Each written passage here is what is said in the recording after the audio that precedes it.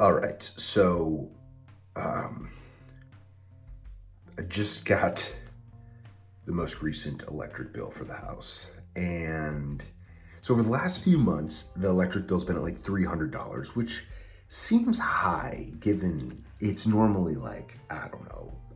I don't actually know, but it's like less than 100, especially in the winter. And I was like, well, so like 4 or 5 months, it's been like $300 or something like that. And I knew I just got the Tesla, so I thought, well, that doesn't seem like what I've been reading, but I was plugging it in like a certain way, and I'm like, maybe, I don't, whatever. I'm like, fine. And so then the bill just comes for this month, and it's $300. It was actually like $9 more than last month.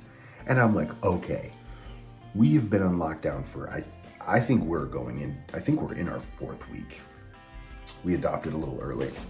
And I'm like, the car hasn't even been plugged in. Like, what? So, total waste of time. But then I go to the website DTE and I download the transactions, or I download usage by hour, and I'm like looking at it, I'm like, what is going on? Like, what is taking all of this energy? Like, I mean, I love to not think about the utilities. A few years ago, I used to be the kind of like, turn the lights off. And then Jenna was like, hey, there's this guy you look up to, and he shared this story about how he realized he could have more peace in his life for the cost of like $20 a month by just not worrying if the lights and fans and stuff were left on and off. And I thought, it seems like a pretty good rate for peace in my life. But now I am like, what is going on? Like, do my neighbors tap into the electric? Like, what is? So I have no idea what's going on. I mean, I have some hunches, but like, even at like 3 a.m., I'm going through 1.45 kilowatts of an hour of energy. What does this mean to us other than being a pointless story?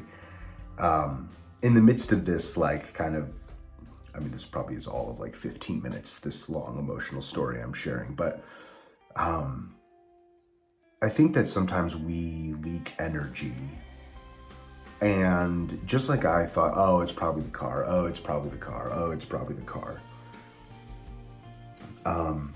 The thing is, we oftentimes can probably associate it to the thing that we most naturally think it's going to be, or like the obvious choice. Like, oh, it's obviously the car.